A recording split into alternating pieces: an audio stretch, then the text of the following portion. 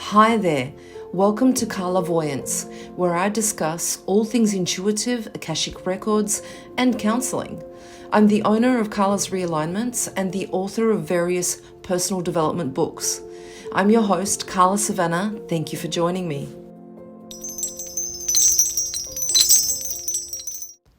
Good morning, everyone. I wanted to start off by saying a big welcome to our latest patrons, Fiona, Lexi, Siobhan, Angela, Sarah G, Lizelle, Jane, Kate, Antonella, Roxy, Mandy, Rosemary, Chrissy, Loretto, Lisol, and Lynn.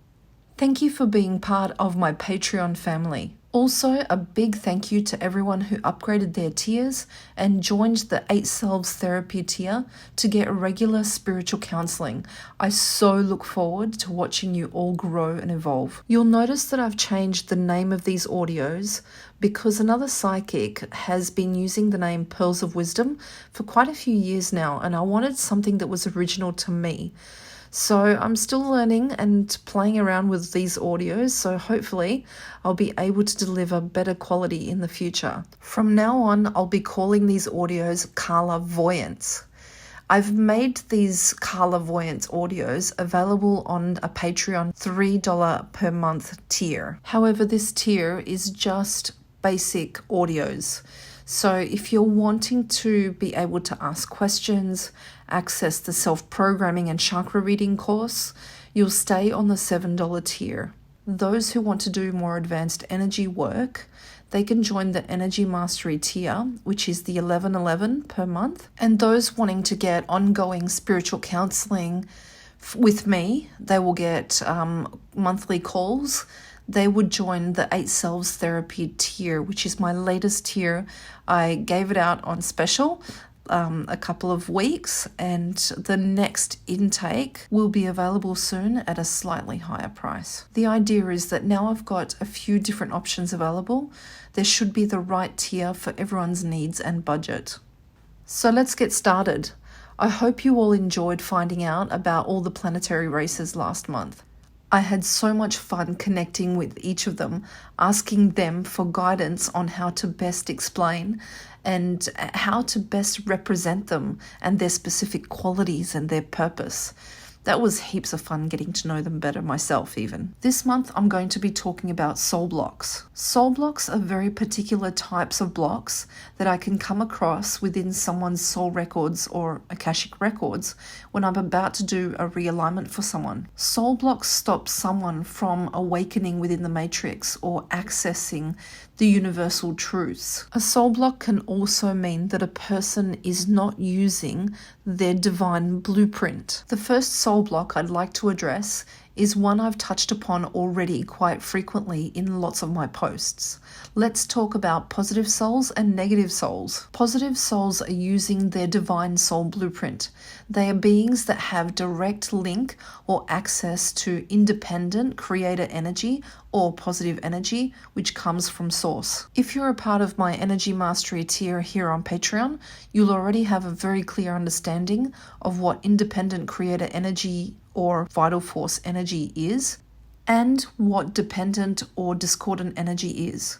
So for the purpose of this audio, I'm going to call them positive energy and negative energy. A negative soul is no longer using their blueprint to be able to access this kind of positive energy and has learned to survive off dependent energy that is created and exchanged via humans. So basically a negative soul has figured out that they can suck and absorb energy from others without having to work for their own. You may have heard the terms such as energy vampires and narcissists. These people are people that simply don't take any responsibility or accountability for their own actions. These people are constantly pointing the finger at everyone else, blaming everyone else for their problems rather than even looking at themselves. They're always saying things like, "It's her fault that this happened to me," or "It's his fault that I'm like this." It's always everyone else's fault but their own. They truly believe that they lack the ability to make choices. I'll tell you a little psychologist joke. A client walks into a psychologist's office and says, "This is all my mother's fault. It's her fault that I'm like this." To which the psychologist replies, Okay, well, bring me your mother so I can fix her so that you can get better. Let that sink in for a moment.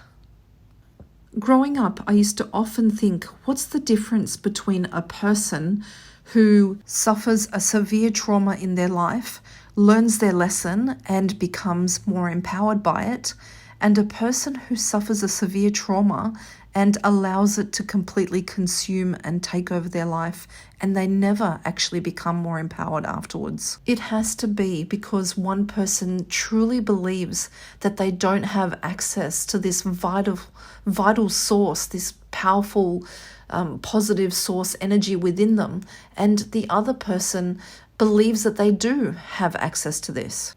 You see, the purpose of taking full responsibility for your actions, and I am saying your actions, no one else's actions, is that by taking responsibility, you're technically owning your own power. You're keeping power within yourself to have choice over that situation, not handing over power to another person that you believe is somehow responsible for you and your choices. Taking full responsibility for your actions doesn't mean that you self-punish or self-blame. It means that you are taking the power back over your part of each choice. So the reason why this is a soul block is because this person finds it really hard to make any type of long-term changes or decisions. Negative souls are so reliant on everyone else around them to make the changes that unless their loved ones, friends, family, bosses, colleagues come and actually do some sort of personal development, it really is impossible for a negative soul to make any kind of changes for themselves. They rely on everyone else around them to change. They simply can't sustain their long-term changes because they're too busy trying to access everyone else's blueprint. Imagine what it would be like for a construction worker if they were trying to build a house and they were never looking at their own blueprint. They were constantly checking out everyone else's blueprint as to how to build their own house. The house that they build would never genuinely be authentic to them. And negative souls will do this by attention seeking, controlling, causing arguments, create drama, or become demanding, start crying, be manipulative. They will do anything in their desperate attempt to draw energy or attention their way. Simply just thinking about them actually draws energy towards them. By the way, we don't need to feel sorry for negative souls. This is a choice for them. They are simply choosing to take energy off others. That's how they live. They can always make the choice to be different.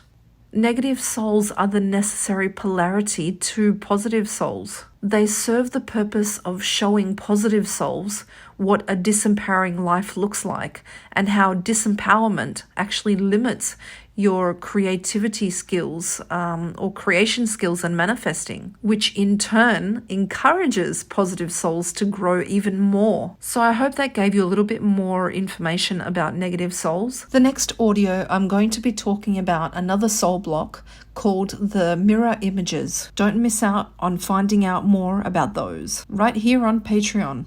Those of you here in Perth, enjoy this crispy, cold Monday morning. Have an awesome day. Mwah.